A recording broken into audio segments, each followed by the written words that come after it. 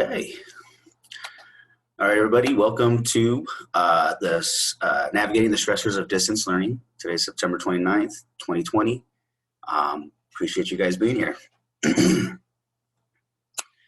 So before we get started, we're going to quickly go over the pre-packet email that was sent to you guys last night. Maybe some of you guys had actually got an email today. We'll talk about the contents that are in that. After that, we'll go ahead and do a quick program overview of CalVet and CalTAP and how we assist veterans across California. Following that, we'll go into Annette, who is the regional link, and she will talk about how our links service veterans in California, as well as the county veteran service offices in your area. After that, Todd Steffen will be on. Todd is the VRC coordinator at Las Positas College. And then we have a treat from U.S. Vets Outside the Wire, Dr. Miata Snetter, who will quickly, or not quickly, but just explain how you could cope during the pandemic. So following that, we'll go into a quick virtual Q&A panel where you can ask any questions that you have for the presenters. So in that pre-packet email that you received yesterday, one of the most important things in the email is the PDF version of the Veteran Resource Book. If this was an in-person presentation, you each would have a hard copy sitting in front of you right now. However, since we're doing it over webinar, we sent it to you in the email. This book is like gold for veterans. Everything that we discussed today regarding California benefits for veterans can be found in this book and more. So definitely take a look at it if you get the chance. If you have any questions, there's a 1-800 number on the back, and that will direct you to any one of us in the office, and I believe the county links. You also received instructions on how to utilize the chat. So today we are going to keep the chat closed. However, you can send your questions to the CalTAP questions individual. What we're going to do is we'll hold those questions until the very end so that we could use those to facilitate the questions and answers panel. At one point, we will open up the chat so that you guys can interact with each other. However, our presenter will let you know when that is going to happen.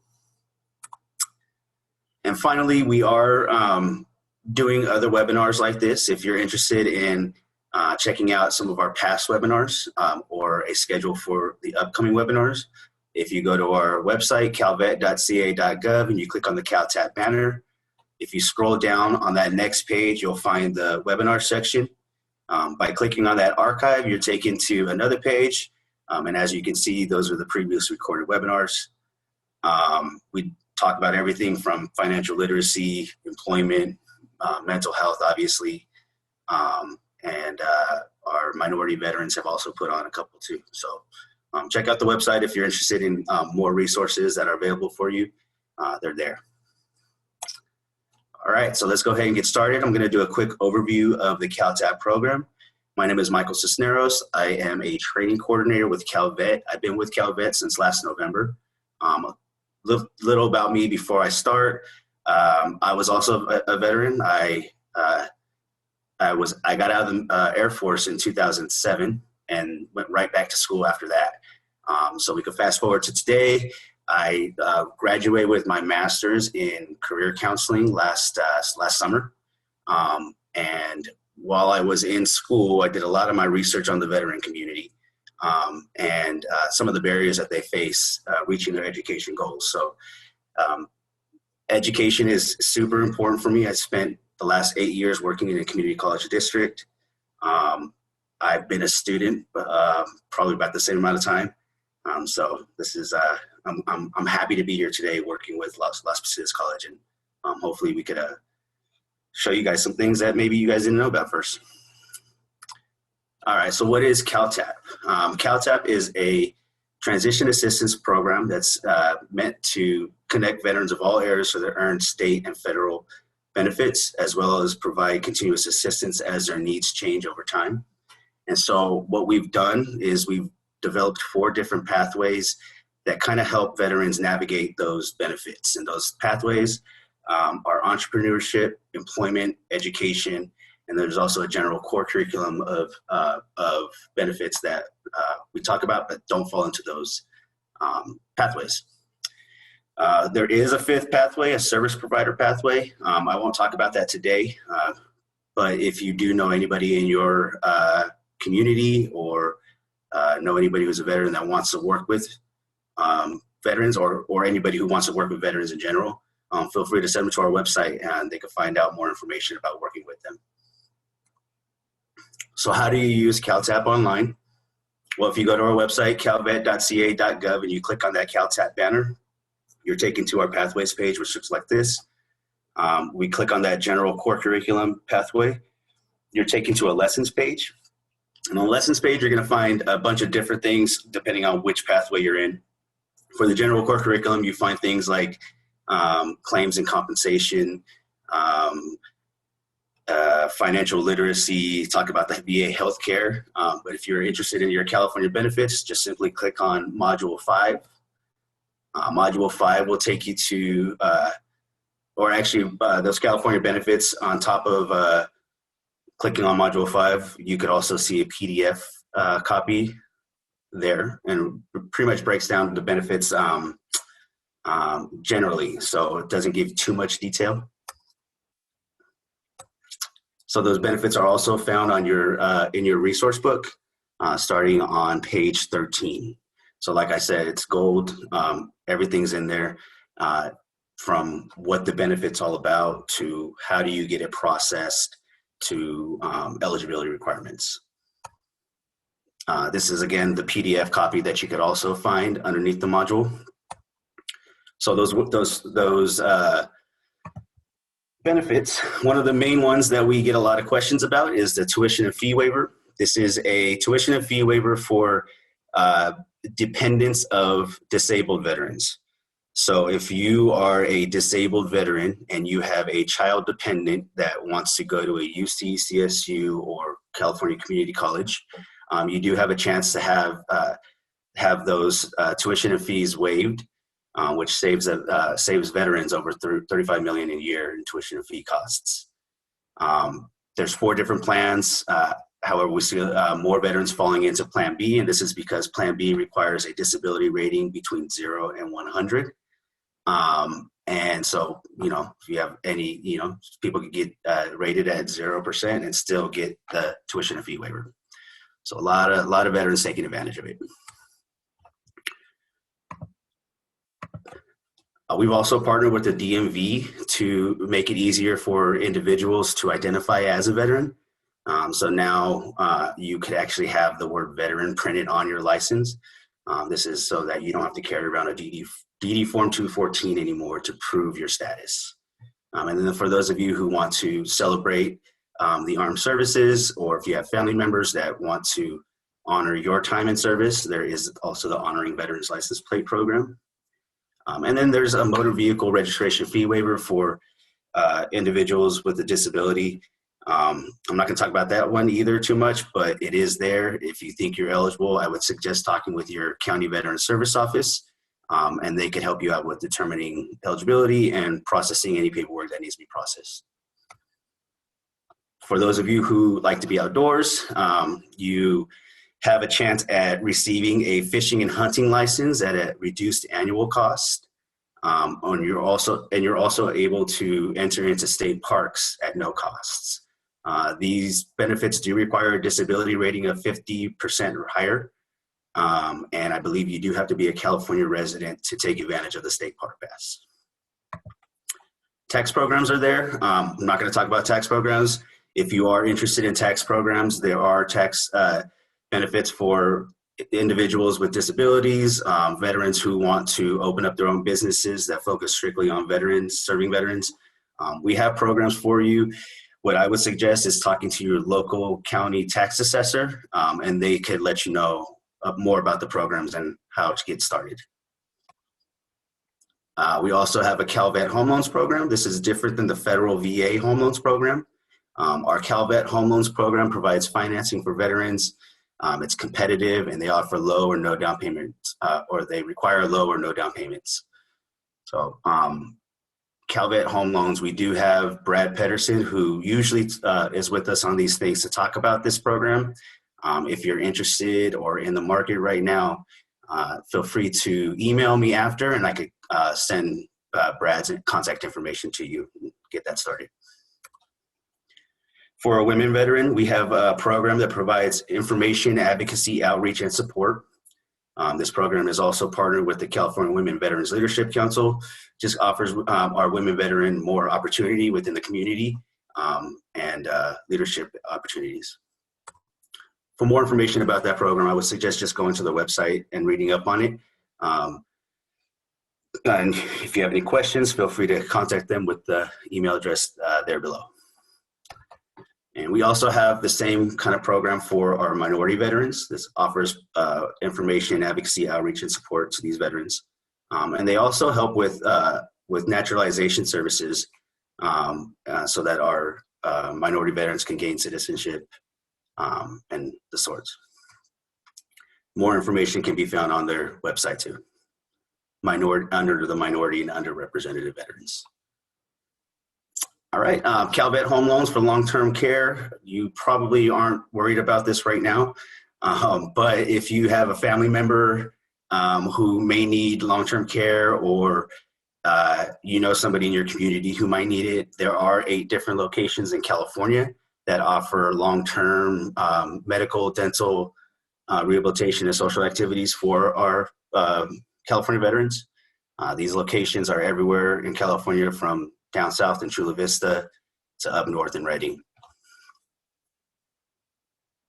State cemetery is probably another thing that you're not really worried about right now, but if you know anybody who needs these services, there are 3 different veteran cemeteries in California. There's one in Seaside, California, which is right outside of Monterey. There's another one in Redding. And then there's the Yountville Veterans Home Cemetery, which is right outside of Napa. Excuse me. For the Yountville Veteran Home Cemetery, you do have to be a resident of the Yountville home, the residence home, long-term care home, to be buried there. So if that's not your situation, then you may want to check out the Seaside or the Redding Cemetery.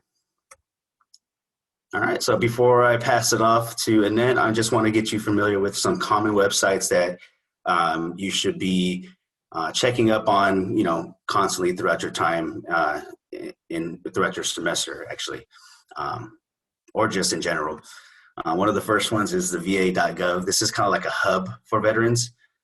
So if you are interested in VA healthcare, if you are trying to file a disability claim, or just need records like your DD Form 214, this is the website where you'll go to get started. It will direct you to where you need to go to either submit applications, submit paperwork, or speak with the representative. There's also e-benefits.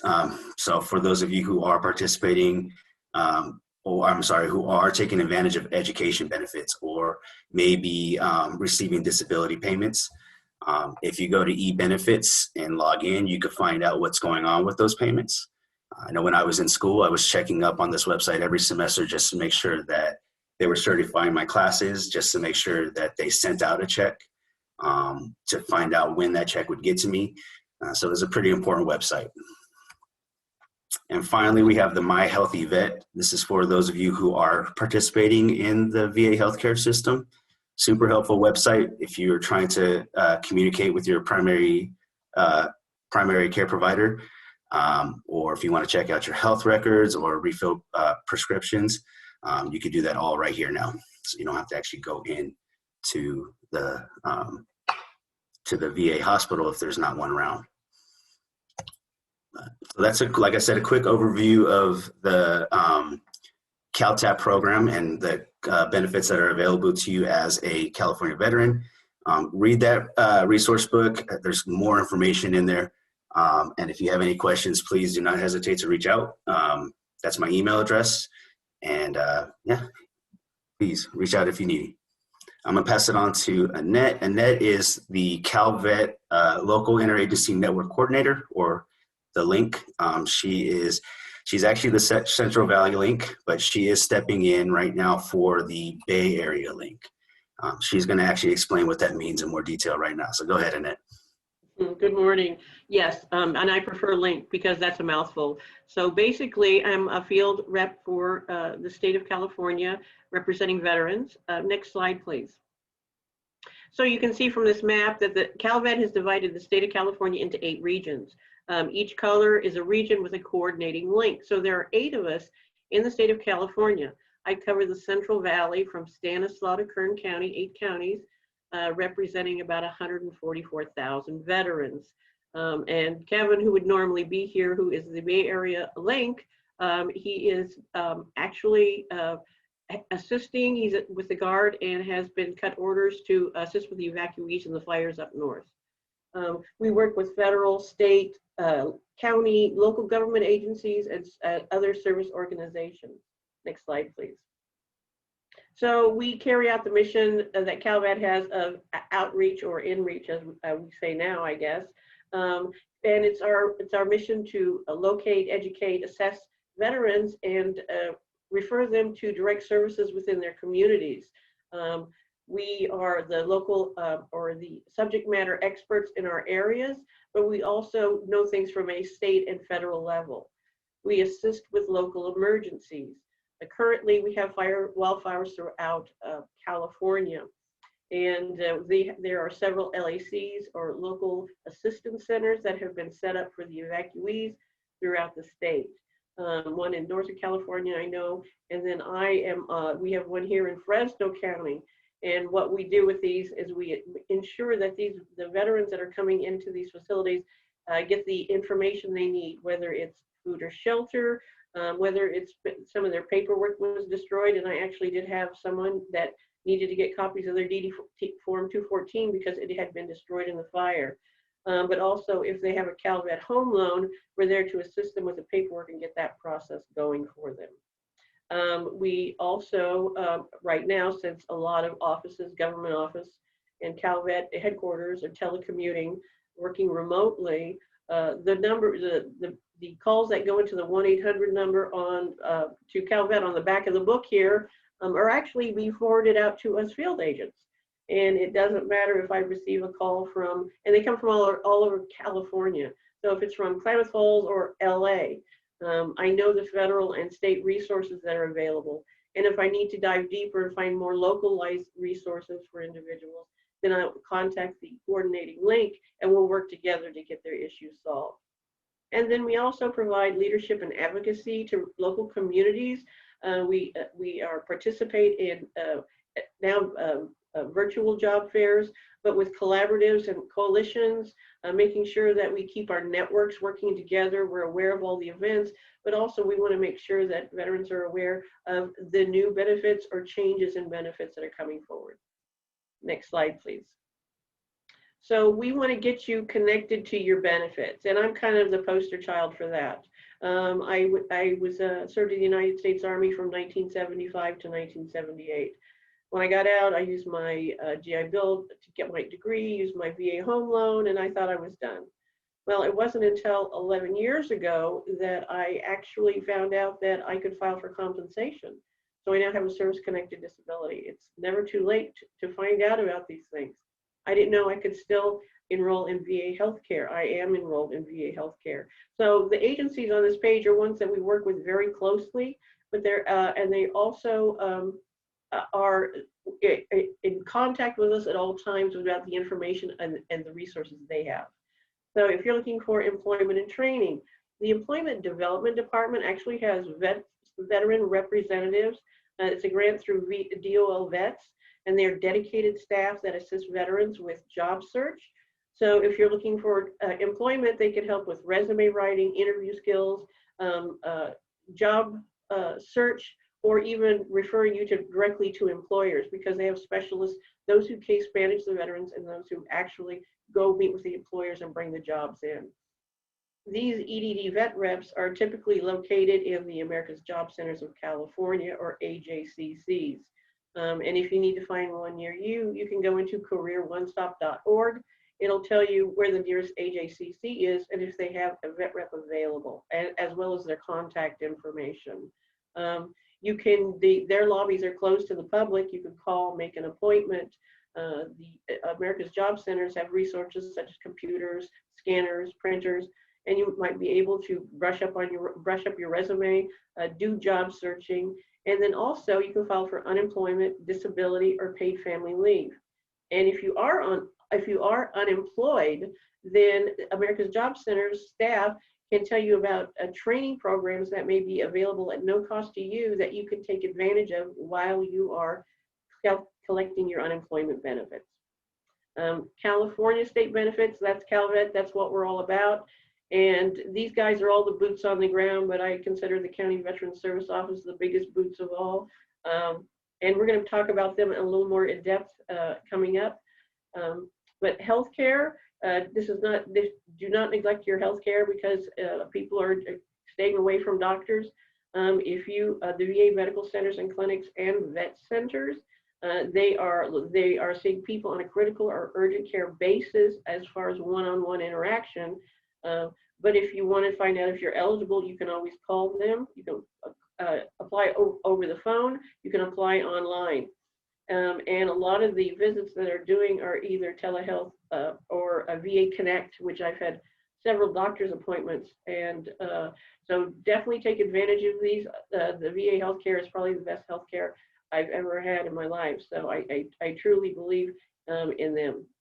Next slide, please. So County Veteran Service Office. These people are unbelievable. I have the good fortune of working in one of the offices here in Fresno. That's kind of like my jumping point. I'm not in there very often when I was in there, but they are an unbelievable group of people. Next slide, please. So here's kind of the hierarchy because people will call Calvet and ask something about VA. We can give a kind of overview. We understand what their benefits are, but we can't give specifics necessarily about maybe a medical procedure or an appointment. So these are all independent agencies, but they work very closely together, and they kind of supplement where the other team can't provide those services or they're not available. So the federal government is the United States Department of Veterans Affairs. Calvet we do work with the federal benefits, but we are the specialists for California state benefits for veterans. The County Veteran Service Offices, once again, and then the service providers, DAV, Swords to Plowshares, American Legion, VFW, they can all assist and augment all of our services. So we work together very closely as a team, and once again in collaboratives and in veterans employment committees, and make sure that we're all aware of the services that are available. Next slide, please. So here it is, the U.S. Department of Veterans Affairs and Calvet. I say we're the other VA. So you can see this, it looks like the services, they intertwine in a lot of cases, but not necessarily. The VA actually has three divisions: Veterans Health Administration, which is the hospitals, clinics, pharmacy; the Benefits Administration, which is the part that administers the compensation and educational monies that are given each month, as well as their guarantee for the home loans and vocational rehabilitation. And then there's the National Cemetery Administration, and they are the administrators of burial benefits. And then Calvet, we kind of do a little bit of everything, as you can see across the board. So we do crossover in a lot of ways. Next slide, please. So what does the CVSO do? Well, they provide veterans and dependents free benefit information, assistance, and counseling. They are trained by Calvet, and they are constantly recertified when it comes to filing claims, which is probably the biggest thing that they do. They brought in approximately 457 million new or increased federal benefits into California state economy in 2018-19. So they do 50% of the claims for the state of California. They do this day in and day out. They know what they're doing. And some of the individuals that I work with, one has been there for 15 to 20 years. So they are a real powerhouse when it comes to compensation claims. Next slide, please. So the type of assistance, once again, counseling, but they also work with our collaboratives. We all work together to make sure that veterans' issues are addressed. If an agency can, another one can. We talked about, we assist current and prior military service members and their families, so there's compensation for survivors, and we can help with the paperwork and burial benefits. Records request, which you can either do through the National Archives, or you can go into the office and they can file the paperwork for you. Discharge upgrades, the college tuition fee waiver, which is a huge benefit for California state veterans, or actually the children of the California children veterans who are going to a California sponsored school. And then veterans designation, either on the driver's license, or if you want a license plate with the honoring veterans on there, they do the paperwork that's taken into the DMV. Next slide, please. So what is a service-connected disability? So it's any condition, injury, or disease that's caused by or aggravated by, or it happened during the military, first diagnosed in the military, so it could be aggravated by. And as long as it's chronic in nature and has residuals. So there's got to be a connection. So next slide, please. So the veteran has to substantiate it happened, something happened during the military, injury, disease, exposure, event, current condition, and that there is a link between it. So in some cases, let's say you do get a disability rating, you've gone through this. And you get a 0. That means that they verified that it was service-connected disability. It's not aggravated. It's not, it's not something that's it's irritating you now or it's really bad right now, but it's something that can be revisited later on. The next slide, please. And so how do the Veteran Service Offices do this? Next slide, please. So you put in an intent to file. When you file that paperwork, it starts the clock.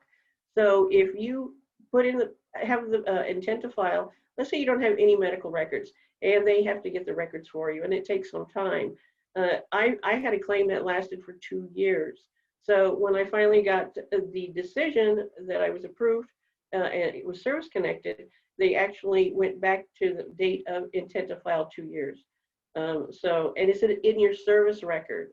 So is there something in your medical records that indicate that this happened? Was there treatments? If no, one of the other things is, which is very typical, tinnitus is probably a huge portion of the compensation claims. I did not, and when I went in for my exam, the doctor said, were you around loud noises? And I said, no. And they said, what was your MOS? And I said, 98 Juliet. I worked with radio frequencies on headsets, and they went static, tinnitus. So sometimes it can be your MOS, whether you were, on a carrier, you were artillery. So it can look at service records, but they can also look at what your MOS and what your duties were.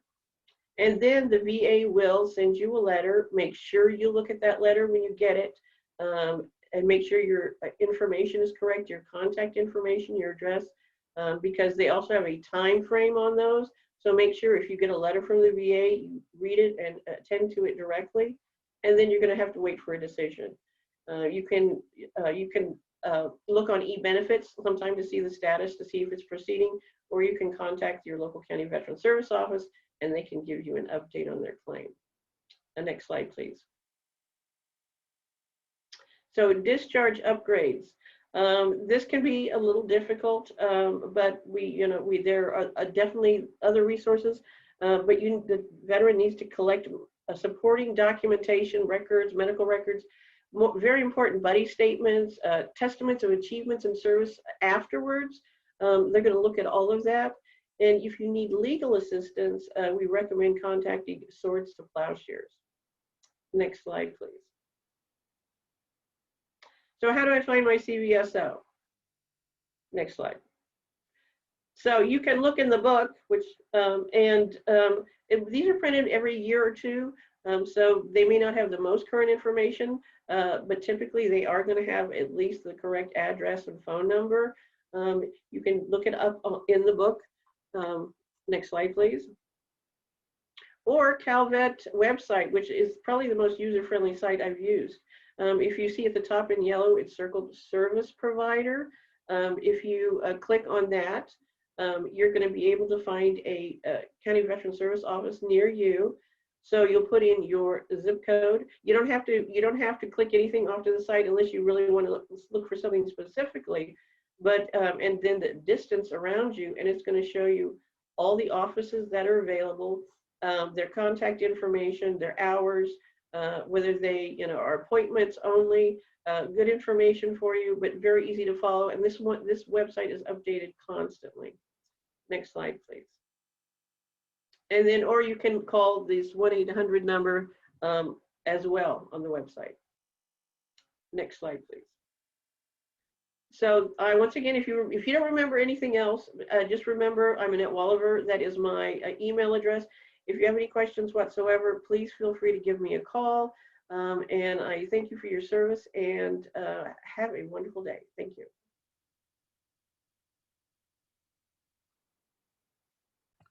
All right, thanks, Annette. Lots of information, very helpful, the CVSOs and the links. So for those of you who just need help getting direction, please utilize the links. The links have a lot of good connections and resources that you could use. So now I'm going to go ahead and pass it on to Todd. Todd is, you probably know Todd. Todd works in the VRC there at Las Positas. He's the director, I believe. So he's going to go ahead and let you know how they help veterans, and then also just how to stay successful during this time of COVID. So go ahead, Todd. Thank you. Thank you for the introduction, and thanks. I'm very humbled to be on this and with some amazing presenters. The first thing I wanted to check, and I don't know if you guys have control of the little reaction button. Can you hear me? And I know most people don't have their cameras on or cameras, but just making sure. I can hear you loud and clear. Diana White here. All right, all right. And the reason I am doing this, because the topic that I was asked is to talk about being successful in this online environment. And I have some slides. We're going to go probably through some of them pretty quick, and some will take a little bit. I'm used to more having some interaction and dialogue, and I know in this format it's designed at the end, but we will open up a couple times to have you put some input in chat. But I learned over this last year, where I had no idea utilizing Zoom, any of these functions so much. My daughter, who's 5 years old, with this remote environment in kindergarten, has more skill set than I can even imagine with this virtual environment. And I don't know if it's a good thing or a bad thing. But one thing I did learn, I did a presentation, and how many students from Las Positas, I know there's a few. If you could put an icon, a thumb up, just a little shout out for you, but they can relate. I was on a presentation for 9/11 introducing this phenomenal speaker, and I'll put it out. I was so frustrated. I left it on mute throughout the whole thing, and there was texts and emails, and I wasn't paying attention to that. So I learned the first thing is how to control that mute. So going into this, let's go to the next slide. So I have a bunch of topics, and some of them we will go through. So next slide, and next slide here. So be ready to participate. I was hoping we could use the chat feature a little more, but we'll do the time, and we want to definitely give the time to a next speaker who's phenomenal, Dr. Snetter, as well, and then the time for questions. So the next slide, please, and keep going through.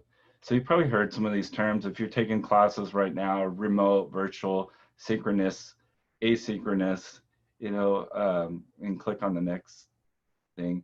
How does that impact the success in your classes? And this is where I'm opening up for a chat.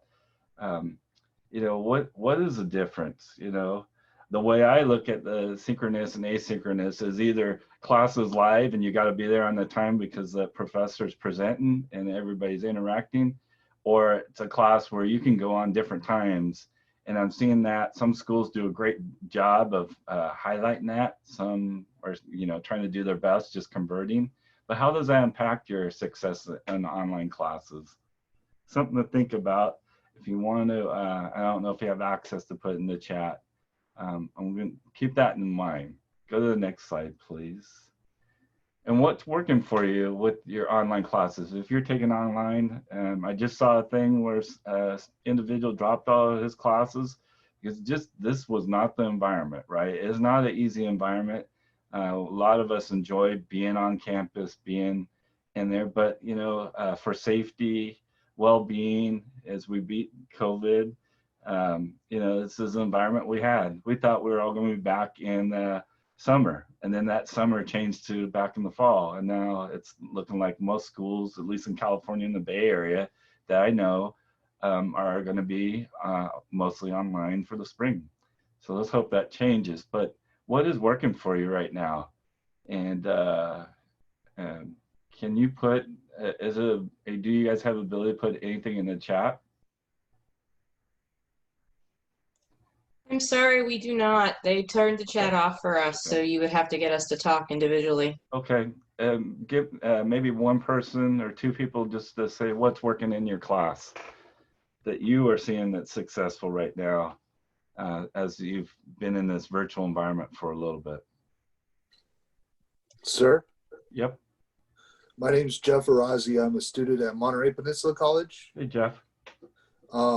I know one thing that's working for me is a lot of my professors have like a document reader or some way to project their documents onto the Zoom meeting, which makes it a lot easier to follow along since we can't watch them at the front of the room writing on the board. Great. Thank you. Anybody else? And Jeff, you gave me a great lead into the next slide, but anybody else? I'm Diana White, and though I'm on this call because I am in the field of adult education, I also happen to be a grad school student at the same time, though my school is 100% online, so it's not a face-to-face class that's been modified for online delivery.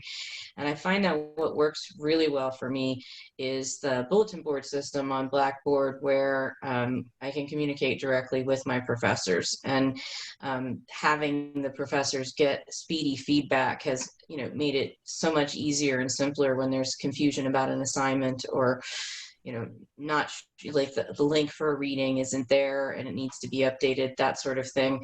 And I really like that functionality. Thank you, Diana. Very, very helpful. We'll go on to the next slide. I really appreciate some of the input. Go ahead and click down. I should have set these slides where everything just popped up because I don't have control. Right there, perfect. So speaking, I did not serve in the military. My dad served in the Army, grandfather in World War I, and a lot of family members. But I've learned over, I won't say how many years, working with amazing individuals who served and their family members who also have gone through. That structure is nothing really new, right? You do that, you learn it. It's a skill set that's really unique that I'm very proud to see with many of our student veterans. It's the same thing, really trying to manage the time, creating that routine. And if courses are not live, just schedule it, because it's easy to say, well, I'll get to that later, right? And that's what causes a challenge. And it's one of the benefits when you go to class where you have to have that assignment ready. And if you have a really good professor that's engaging, that professor is going to call you out, whether it's you don't want to be embarrassed or you want to show that you're on top of it and you want to be successful. It's hard to do on those ones where the courses aren't live. So eliminate distractions. I know sometimes individuals, I have two little ones that are doing remote learning. It's not so easy when they pop in or they see the cool Zoom background screen that they can go in and out and you're having a conversation. So, those are some tips, and I'll keep going. Next slide, please. And then organization. I think you mentioned, about having a professor that helps set that syllabus, And then really, whether you use a Google Calendar, your own method. I'm very old school, or I used to buy, the paper one and just write it down every date. And if we didn't have them, it's easy to get them missing. And there's some definitely key ones. Like right now, what's coming up, those who plan on transferring to a university in next fall, you have a lot of application deadlines. And if you miss, October and November, you may not be able to get into that institution. I know things have changed, where a lot of extensions, but having that, when a mission says, this form is our VA, our veterans offices need you to certify, we don't want you to be delayed. But those are all things that, it's easy with all the Zoom sessions, meetings like this, workshops, it's easy to get buried into it, right? And don't overschedule. It's pretty easy, back-to-back Zooms, like, oh, I can just go to this, and next thing you got Zoom fatigue, right? And I applaud all you going to school where you have 4 or 5 classes, and you, with this online format, they're all online. I had someone the other day say, they don't mind online, they just wish they had a couple classes on campus to balance that out a little. But go ahead into the next slide. I was thinking, I was driving by a Best Buy and I saw the Geek Squad, and I thought about, because I am not technology is not my partner, right? And so as we all know, having the headset cameras, and there are your veterans programs, and we'll talk about this in a little bit, that reach out. They may have resources to help you, because some of the stuff may be cost if you're under voc rehab or now VR&E. They may have resources. When things crash and you're frustrated, sometimes it's a matter of just rebooting back, right? I'm giving pretty basic technology. I apologize all the IT students and folks that are out there that know much better terminology than I do. Next slide. Oh, go back, if you can. I kind of just like that picture, because I don't know if you've been through that, when everything crashes or your voice is going in and out, or you can't hear that professor on this format, and you got the exam. So, but don't give up. And I know this group is pretty resilient. So next slide. Some Zoom tips. Dress appropriate. I know it's easy. I've never worn shorts and flip-flops as long as my career as I've had for this period of time since March. It's kind of nice, right? But I've also been on calls where even a colleague and they're in their robe, and you're just like, that's kind of weird, So, always treat it like you're going on class. I'm not saying wear a suit like you would be on class, but just be prepared. Mute microphone. I should put the one unmute when you need to. Some professors definitely want you to be on camera. If you have children, I thought this was good. Talk to that professor, because that may be where you'll just have to record, and they have to understand that. And if they don't, that's where you have that conversation. Sign in early. I've done where, and I think we've all probably been there, is I got the Zoom meeting, I got one right after, and then you try to get on and everything crashes. It ruins the whole frame of thought, right? It's like driving to class and getting stuck in traffic for a couple hours, and it just threw everything off, and you just ready to go back home. And be prepared, right? And go back, don't give up. Next slide, please. And next there. That was really good. Colleague, we've been talking about just reflecting. A really good partner of mine I work with, she maybe gets annoyed where she's like, we just talked about work for 3 hours, but just reflecting. Same thing applies with the class each day, or each week. Write down what worked well, what did not work well. Some things we don't have control of. I know in March when Las Positas, 2 days, professors had to go into an online format, let alone it was hard enough for us, right? And hard enough for students to take classes. They were trying to figure out how to teach that if they've never done that. I'm hoping they're getting better as they put time, and now a lot of them know it will be a remote format and using technology. But one thing I've learned over the years is, and those who serve, you don't ask for help. and you're going to need to ask for that support, tutoring, your professor hours, you know, your classmates, your counselor, the veterans program, family members. Just make sure you know you're not alone. We're all kind of in this together, right? We've heard that, but same thing as you're taking classes, work with each other. Next slide, please.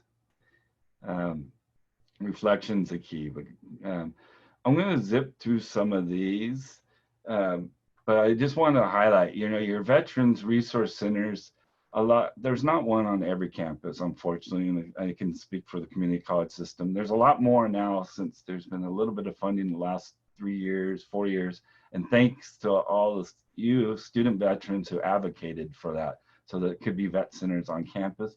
There's some that are really adapted to this virtual format. We're all frustrated. We all want our vet centers to be open, but they've done stuff from virtual workshops like today to changing the way certifying is done, offering remote for your counselor. I mean, some of the things I kind of think are in some ways the better, that you don't have to drive an hour or 2 hours for an hour appointment with a counselor and then drive back home. Now you're able to do a lot of that from, you know, your house. Learn about them. Look at the catalog. Look at the website. Every type of thing you can. Different research. Next slide there. Dr. Steffen? Yep.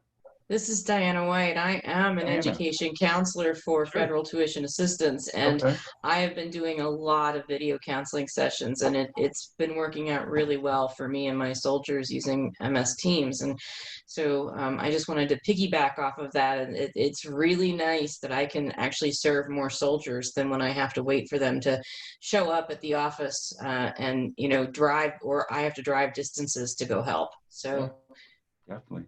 I appreciate that, because I always have a hard time saying anything positive about COVID. You know, it just, I mean, this environment, I don't want to go too far into that part, but I do admit, you know, before this environment, it pushed us. You know, I had talked about with our veterans program, how can we serve our students that come from where we're located, you know, and many of them, I think those are 10 Las Positas, and it's true with other locations in California. You know, you look at the map, and San Jose is what, 30 miles away, but we all know it could take 3 hours. And if you had to go class and all that to do stuff, we talked about can we use Zoom to do some counseling, you know, but it forced the whole counseling department to do that. And I think in some ways it's a good thing, right?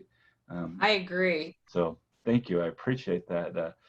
You know, and there's a lot of, like I said, veterans resource centers, the ones I know, and I don't want to shout them out, but I do know some that have, their doors may be closed, but they're in operation.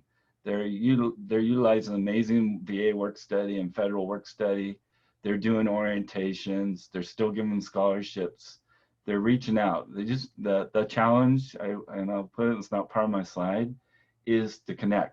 It is, you know, individuals have disappeared, and, you know, email, phone call, all those things, but there are definitely, you know, peer mentors. We're doing a thing called Chill and Chat, trying that out, and the student vets that have started that, they really are going to take the lead and see if that works. A virtual front desk. So there are services, just like when we're open, we're available. So reach out to the Veterans Resource Centers. Next slide, please. Wait, Todd, oh, this is Eileen. Before you go on, can I ask a question? Sure, yeah. Hi, for those who don't know me, I'm Eileen Crutchfield from Monterey Peninsula College. So I have your previous slide. Yep. Is how do you can have your veteran population and even your dependents that's using your office stay connected while everyone is doing things virtually? Because I know at MPC, we created the virtual front desk. We have a lot of things, our peer mentors, our tutors, housing, food, you know, we have everything that you had listed. And we are doing a lot of those things, but it's just getting our students to participate. It's a great question. Would you mind if I, so I wrote it down, carry it to the end? Okay, absolutely. We have some student veterans that probably can give you their perspective. which is going to be Absolutely. much Thank you. better than mine, but a great question. And I Okay, think thanks. that question that you asked, Eileen, Mhm. is a key. And I know, I mean, you do, and I know you well. Mhm. I know others that run great programs. That's a question that they're really asking because of the passion that you have for your students. It's like, how, I ask that, you know, where do they go? How do we connect? And not necessarily just about, oh, we want enrollment up. We know that's important, but it's about concern, like where did they go, right? So Yeah. that's a great question, and I want to give that some time at the end. Okay. Thank you. For sure. So some resources I showed you. You have campus support. I think sometimes we forget, you know, if there's not a strong orientation that brings them out, you know, they're also, I think, of financial aid and their outreach folks where they're offering Zoom sessions, tutoring, writing centers, career centers. The CARES Act, you know, don't think you're double dipping. You can qualify, find out more within your institution. There was funding, and I believe there's still some opportunities. The health center, flu shots. You know, I know a lot of individuals are under VA healthcare, which we used to have them come on campus. Is a little more of a challenge on both sides to have them here. But the health center is giving out flu shots. You know, I'll plug in the flu shots. I know vets listen to many of you of the many shots that you get. And some of the stories that almost made me never want to get a shot again, but it's important, right? Student government, if they're active, that's a great resource. Go ahead and to the next slide there. I want to make sure I'm going to be able to get to a couple things. Off-campus support, you know, Rotaries, the vet centers, like Concord, I think in our area, San Jose, different ones that are out there. Great resources. They're open. They may not be physically open, but they're doing a lot of creative stuff to try to reach out. Swords, Plowshare. Ask your veterans office. Ask, you know, like Eileen, if you're out there, ask those different individuals. And then, of course, you know, you got to plug them in, Calvet and CalTAPs. When they're doing stuff like this is a great venue as they do them throughout the state. Next slide, please. So this is my question to just some things to think of right now. What are 3 things you'll do to assist with your success in online class? I heard a couple in the beginning, and then click one more thing. And I guess you don't go back. I guess you might not have the ability, or do you? Yeah, if you have the ability on there, put one item as I wrap, you know, go through the next few slides as you're thinking, one item that you would do. Thanks, Dre. So you guys, the chat will be a great way to just capture that. Just one thing that you could do. And you may be doing some of it already. You may be seeing stuff as I talked about reflecting.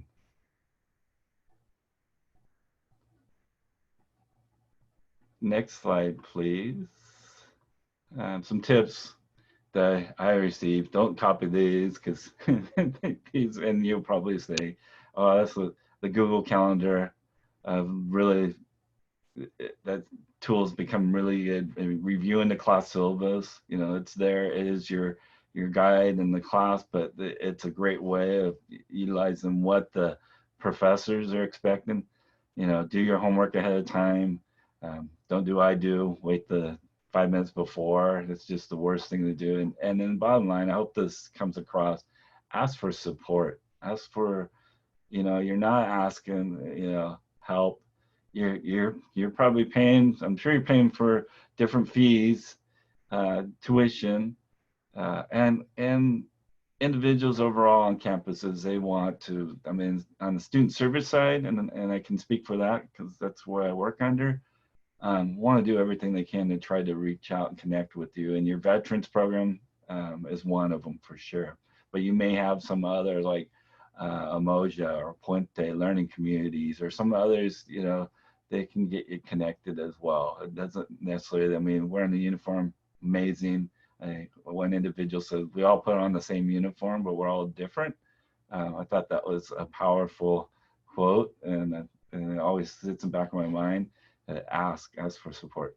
And next slide. Oh, and check the website, stay involved, you know, just because it might not be able to be on campus. And really take care of yourself, get some rest, have your routine, do your hike. You know, this does have some advantages where you're not sitting if you're in a class and you can step out. Well, this time now maybe you know, plan in your routine. At 5 you go do a hike with you know, following all the guidelines and you know, social distance and everything you can to protect yourself and others, but you know, have that routine. This was a site that I was referred to, and to be honest, I'll put it out there on this. I did not know. I'm California Community College Chancellor's office, so I went on it, and there's some great resources on about like how they use Canvas, yeah, accessing chat, some tips, tools, materials, connecting. I mean, how to go to. A lot of you probably, if you've been taking some classes, I figured a lot of that on your own. I give you props, but there are some really good videos. I'm sure YouTube and a lot of others, but this is a good site to keep in mind. Next slide, please. And I think I'm getting good at this. I want to thank you. You know, thank you for being here. Thank you for taking a little bit of time to listen. Our college, the Veterans First email. My name is Todd Steffen, and been working at Las Positas for a while. And I think my team, I know my team here really has the value of, you know, we will support, even if you're not going to Las Positas. We can't tell you about what your college does, but our goal is not to turn down anyone. So we will send you to whatever community college, CSU, if you're going to school. But you can utilize this as a resource too. Amazing individuals. I can't say enough about the team, and I know there's a lot of those teams at all the vet centers that have great programs out there. And I think there's one more slide after this. Did it get added in? My email. Nope, I guess not. You guys finally got it? Yeah, Todd, I wanted to just bring that up real quick. So also one of the last things I was in that pre-packet email that I sent out was a slide that Todd wanted to talk to you guys about. So Todd, go ahead and quickly just explain what that's all about. Can I plug it in? I'm going to use a little bit of plug. I got a minute, right? Yeah. 2.2 challenge a couple years ago. Started at Las Positas. We did a 2.2 challenge walk. We've done a few things. It was a fundraiser, but it was also to bring community students on campus. And the 2.2 was, the first year was 2.2 miles. The second year was 2.2 kilometers. And that represents the 22 veterans who commit suicide a day. I know it's a heavy, and I was just listening to the thing about the suicide rate. It doesn't sound like it might not have gone up. I'm hoping not, but anyways, nevertheless, it hasn't gone down. And so very powerful, some individuals, some student veterans especially, who really connected and said that this is what we're going to do. And then the next year we did the same thing, but we had 22 challenges, crazy cool challenges, 22 moves on the chest with the chest club, you know, 22 push-ups, all that stuff. So now we go into this virtual, and we thought, well, we can't do anything. There's no way we can have a group. Amazing group of individuals. I won't name them all, but there's an amazing group that is put together, and it's a virtual platform, a 2.2 challenge. It'll be coming out. The registration's up. It's $22. You get a shirt and a medal. So pretty much it's at cost. And some really cool challenges. I know they're talking about 22 smiles. So some pretty cool stuff. So if you want more information, the registration, I think that you got that slide. So participate. Like I said, it's to bring awareness of a very important thing in this environment. It's, I want to say it's more important, but connecting each other, connecting the community. And we're leading at Las Positas with Pleasanton military families, but it's not a Las Positas event. We want everybody to join. So thank you for letting me plug that in, and thank you again. It's been an honor to present this. And now you got I like to say I'm the trailer. You got the movie coming on. So Amazing individual. Bye, all. Yeah, cool. All right, thanks, Todd.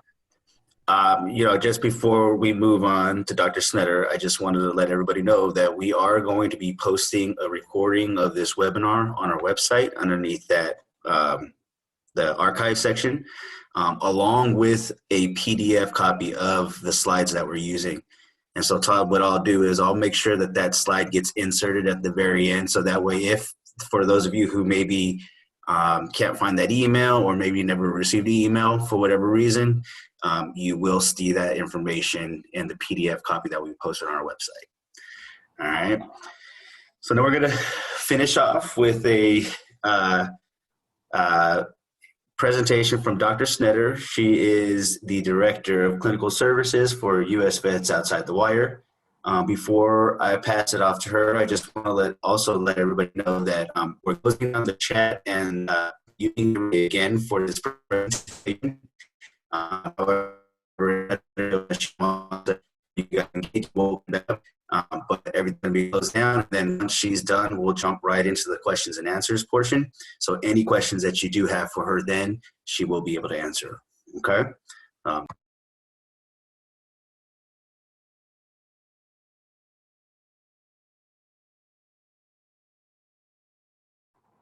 Am I on, Michael?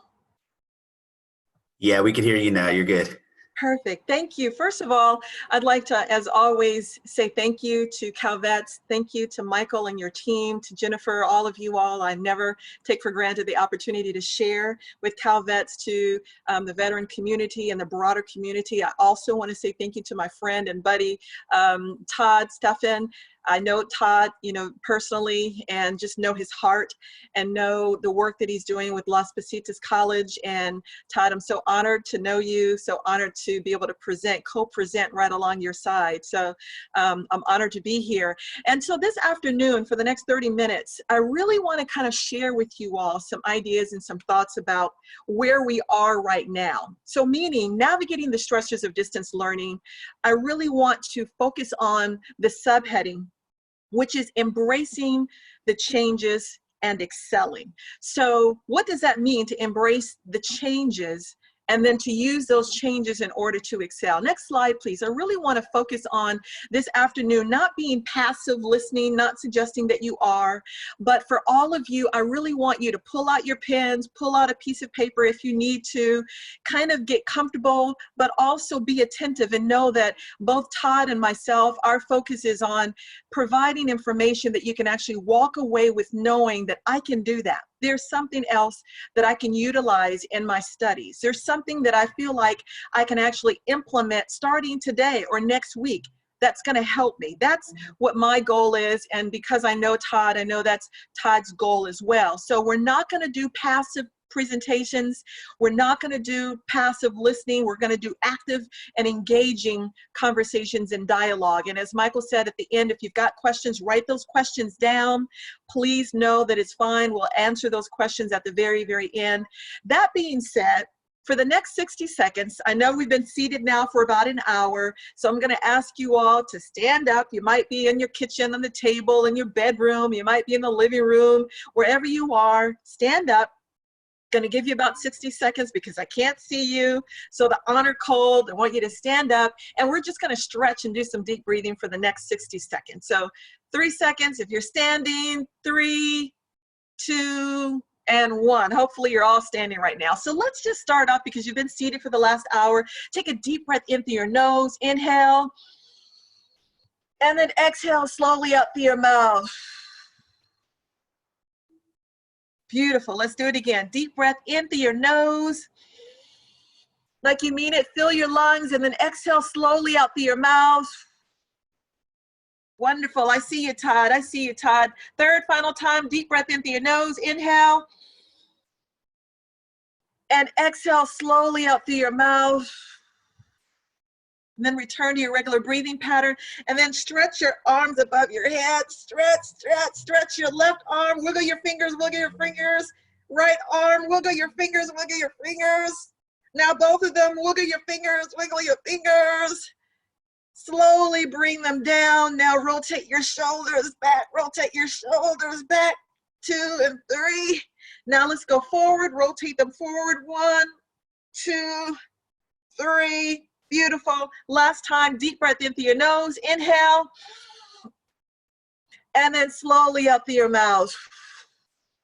Beautiful. Now you can take your seats. We've been seated for, like I said, the last hour.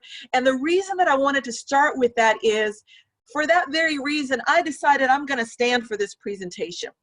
Chronic fatigue. These are the 3 objectives that we have for this afternoon, or that I have for this afternoon. First of all, acknowledging this idea of chronic virtual fatigue. Todd talked about it, mentioned some of the challenges, difficulties that we're all facing, not hitting mute, doing various other things, and not being aware of how exhausting this virtual world can be for all of us. So number 2, I really want to focus on the universality of the challenges that we face. What do I mean by that? We're all experiencing the same thing, everyone. State of California, the United States, across the globe, all of the academic institutions are trying to figure out how are we going to do this. And then lastly, but not least, I want to offer some steps towards navigating towards success. So I really want to offer some things that you can, again, write down, take some notes, and then decide, I'm going to implement this week, next week, as we're starting to engage in the academic year. So next slide, please, Michael, and moving that towards excelling. So here's the first exercise. For the next 10 seconds, I want you to think about quietly, what does excelling this academic year look like for me? Some of you are experiencing difficulties with the technology. Others of you feel like, I'm competent in this technology. I'm okay with it. Some of you love Canvas. Some of you hate Canvas. Some of you are okay with the physical distancing because you're more introverted. Others of you are more extroverted. You can't stand it. Many of you have adjusted. I mean, we're 6 months in now. So some of the things that we're seeing and experiencing now, it's starting to settle in that we're going to be in this scenario for quite longer than we had ever anticipated. So I really want you for the next 10 seconds to think about, what does excelling look like for me? The unique qualities that you have and that you bring, what makes you different and unique. Some of you are managing them differently than others. So I want you to identify as much as you can, what does this idea of embracing the changes and excelling look like for me? So 10 seconds. And pardon me for continuing to talk only because I know we're recording this, so I don't want to record empty space. But for the next 10 seconds, I want you to identify what excelling looks like. So this idea of virtual fatigue, why is that important to acknowledge? Michael, next slide, please. Virtual fatigue is something, again, we're all experiencing. Again, we're 6 months in, exhausted some, tired some. This is not the educational design that we had intended. This is not what higher learning is supposed to look like. Higher learning is supposed to look like you being in a classroom, raising your hand, making direct eye-to-eye contact with your professor, having other classmates around you, sharing and experiencing that same energy of academic learning, higher educational learning. That's what we had in mind when we thought about academics. Even elementary school children, your kids are experiencing this oddity in what we call education in the over virtual platforms. But this is not normal. This is not typical. Now, I know you recognize it. I know you know it intellectually. But the reason that I'm bringing focus to it is because we're moving towards embracing the changes so that we can move towards excelling. And the first step is acknowledging, this is impacting me. This is weird. This is strange. I can accept that that's what's going on and that I'm a little bit more exhausted. At the end of the day, my rump hurts because I've been sitting for 4 or 5 hours, and normally I'm out exercising and I'm at the gym or in the Veterans Resource Center, or I'm walking around from one classroom to the next classroom and I'm getting a little bit of exercise. And now I'm not doing that. Passive learning, this is not what we're used to, where we're having to look at a bunch of people on the screen and we're having to focus so much attention on this little square that's in front of us. This is not the natural, normal learning environment. You're more isolated, especially the veteran community. As the Director of Clinical Services for Outside the Wire, I'm used to being in the Veterans Resource Centers. I'm used to being right there on the campus with you all. I'm used to being able to be in the VSC or the Veterans Resource Center and engage and interact. This is odd for everyone. So you're more isolated from your friends, from your fellow brothers and sisters in arms. This is not usual. So the technology interferences, I won't emphasize that. Todd made mention of it. We've all experienced it. Sometimes the screen freezes, and right at that moment when you are wanting to hear and attend to every word, that's the very moment that you see this distortion and everything is frozen. So that's frustrating. It's also unsettling. So thinking about all of these challenges that we've been dealing with, everybody's been dealing with, the universal experience, and add on top of that, concerns about work, concerns about your children, concerns about your family, concerns about your long-term career goals. All of these things can create stress.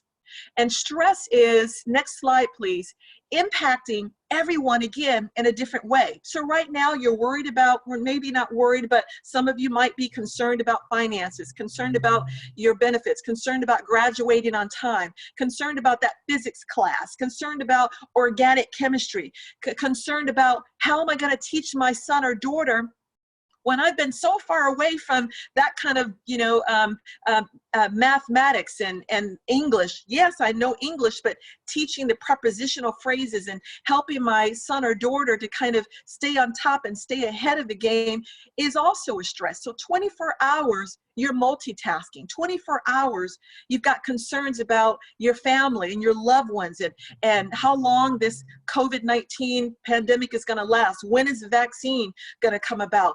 The fires that we've recently been seeing, social unrest, the political scene, all of these things that are coming at one time can impact all of us in different ways. So the first phase, the first step again, is acknowledging that yes, this is impacting me. There's nothing wrong with that. Doesn't mean I'm weak. Doesn't mean there's anything wrong with me. It means I'm a human being and I'm being impacted by the reality that this is not business as usual. And we are connected beings, as you probably have heard over and over and over again. And it's important to be able to remain connected. Next slide. So these are the universal experiences, and how might they impact us? They may impact us in so many different ways. If you were an individual, a veteran who's experienced combat-related traumas, it might exacerbate PTSD symptoms, anxiety, and you don't have to have PTSD to experience anxiety and stress right now. It's how the body and the mind responds to unusual pressures and unusual tension. And that's what we're talking about. You might find yourself exhausted. Might find a little bit more, that you're a little short with your husband or with your wife or with your spouse or your significant other, whomever that may be, your boyfriend or girlfriend. You might be a little bit short-tempered. You might find that you're not sleeping the way that you normally do, and your sleep is kind of creating more agitation and irritability and anger and frustration. So again, the first step is acknowledging how this pandemic and how this distance learning is impacting us on a day-to-day basis. Having awareness, having some insight, because that's how we then make that transition towards being able to excel, because you are aware. Observing substance use. Sometimes alcohol increases, the use of alcohol increases, smoking, various other kinds of behaviors, overeating or eating at times that you normally don't. I just want you to be aware that these are some of the universal experiences that people across the gender, across ethnicity, across age, across experiences are all feeling in order to normalize what you might be experiencing. And as I'm sharing, if questions come up, experiences come up, write them down so that we can address them and respond to them towards the end, because I want to make sure that I get through the slides that I think hopefully might be helpful. That's my goal and that's my objective. So how do we embrace these changes in order to move towards excelling? Well, we embrace those changes, first of all, as I mentioned, by internal dialogue. I share this a lot of times with the clients that I work with, the student veterans that I work with. And many times just acknowledging, not that there's judgment, There's no judgment, no criticism of how you're processing, but at least being aware of how you're processing so that you can make some adjustments. Because over my years, this is what I find, that how you're thinking about things, whether right, wrong, not getting into the criticisms of it, but the awareness again, how you're processing it, how you're thinking about it impacts your emotions. And then your emotions will impact how you respond to it.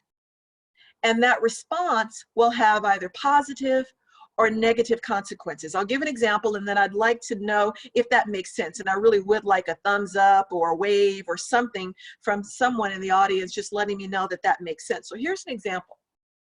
So you feel like, I'm never going to get this technology. I was never really technologically savvy in the first place, and now all of my more complicated classes are held on Canvas and online, and I'm really not enjoying this. So that is the thought process. Every human being has a thought process. And then the feeling might be frustration, exhaustion, tired. I'm just not going to do this because I'm not going to do it well.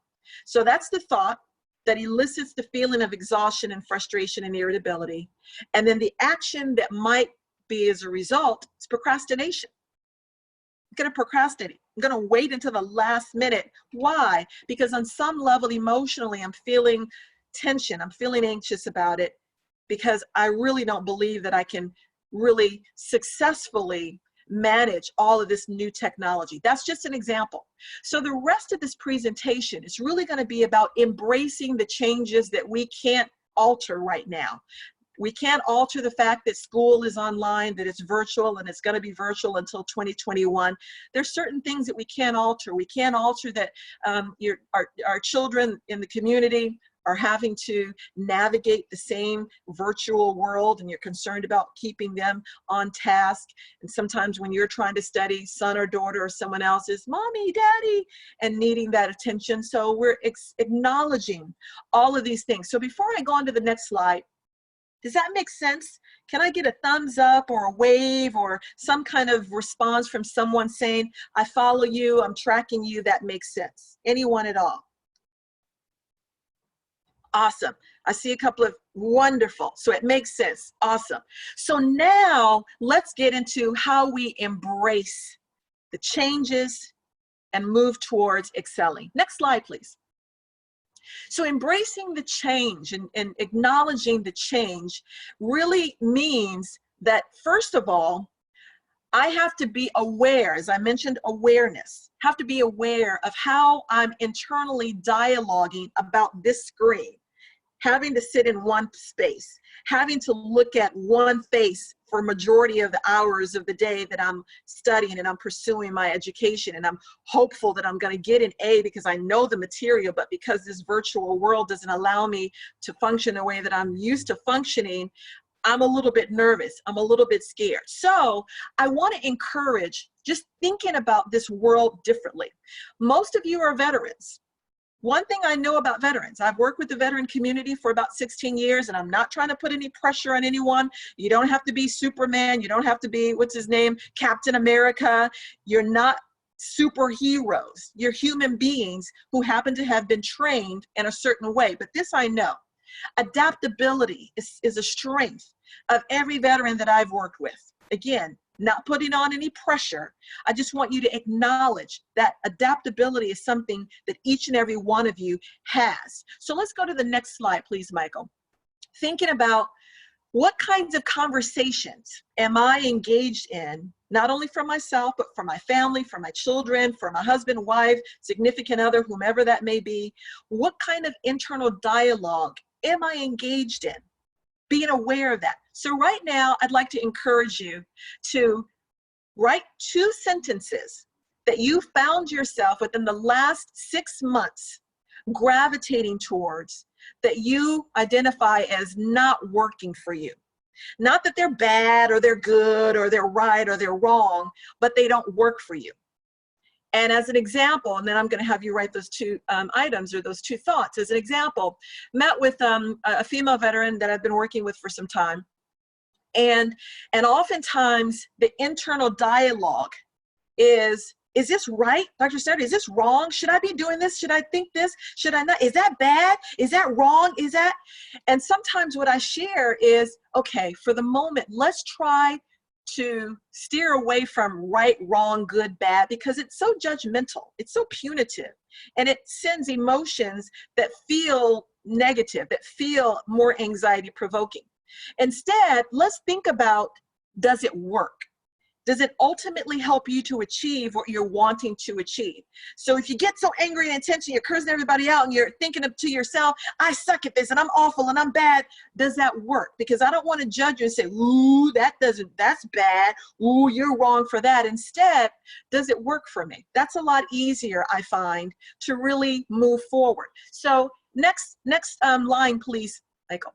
So if the dialogue is, this virtual bullcrap sucks, and pardon the language, but this virtual bullcrap sucks, what impact is that going to have? So now at this time, I'd like you to identify 2 sentences that you have found over the last 6 months that perhaps don't work for you. Again, no judgment, not bad, good, right, wrong. Instead, sometimes I find myself gravitating towards this thought, and that thought doesn't work for me because I find myself more upset, more frustrated, more alienating, and it just doesn't work for me. So I want you to write those 2 thoughts down for the next 6 seconds. 6, 5, 4, 1. Beautiful. And continue to think about this. Again, this is not a passive presentation. This is active. I want you engaged. So those 2 thoughts that sometimes you find yourself gravitating towards. Next line, please. So I want to present that perhaps this as an alternative, just as an example. You don't have to identify with this one, but just as an example, this virtual bullcrap sucks. Maybe perhaps here's another alternative. It's difficult. Yes, this is difficult, but I've been through difficult times before and I got through it. I got through boot camp and I didn't think I was ever going to get through boot camp. I got through AIT training. I didn't think I was ever going to get through that. I remember the first moment when I landed for combat veterans, when I landed in Iraq, Afghanistan, or wherever, and I didn't think I was going to survive the moment. Somehow I got through it. That first week of virtual learning, I didn't think I was going to survive it. Here I am 6 months in, and I'm still a student. I haven't been kicked out yet. I'm going to be okay. So it's difficult. Acknowledge that it's difficult, but I can get through this. I'm going to identify different steps that I can take. My participating on this virtual webinar presented by CalVets today is you taking steps, saying that I can do this. Next line, please. So everything that I've worked so hard for is going down the drain. Had some veterans, I think about another veteran that I'm thinking about, and he's taking chemistry and physics, a lot of very, very difficult classes, and his GPA, his grade was where he wanted it to be before the virtual learning. And he came back and was sharing with me, I really don't like this virtual learning. I really need to be back in the class because this coursework is not the kind of coursework that you need to sit kind of sitting down. I'm really missing it. Well, not a whole lot that I can do to help change that or alter that. None of us can. But I empathize and understand, yes, it's difficult, it's frustrating. A lot of people are experiencing it. So how about we identify some steps? And I'll share with you some of the steps that I went over with him later on in a few of the other slides. And so an alternative, perhaps, again, just as an example. Next line, please, Michael. Everything that I've worked so hard for is going downhill. Well, maybe perhaps failure is not an option, which I hear a lot of veterans say. Failure is not an option. Not to put pressure on yourself, but again, to remind yourself that, hey, I have not failed yet. Doesn't mean I haven't made mistakes. Doesn't mean that there's some things that I wish that I hadn't done differently if I had had more information. If I had more information, I would have made a different kind of a choice or decision. However, I've not failed at anything that I've attempted to do. Here's the proof. I'm still a student. I'm here. Sure, I might be having a difficult time with some things, but overall, I'm managing and I'm doing what's necessary. Every day, I'm trying something new. Every step along the way, I'm reaching out to my professors. I'm doing various things that we'll talk about a little bit later on. And then lastly, last line, please, Michael. This is what I'd like to encourage. I know that I can use this experience. What does that mean? Well, it means this in essence. I know that even though this is difficult, this is an experience that I'm going to be able to use somewhere down the line. Many of you are going to be business owners. Many of you are going to be supervisors once you finish school. Many of you are going to be engineers or scientists. Some of you might go into politics. Some of you, again, are going to be entrepreneurs.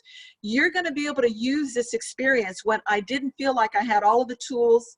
I didn't know what I was going to do next.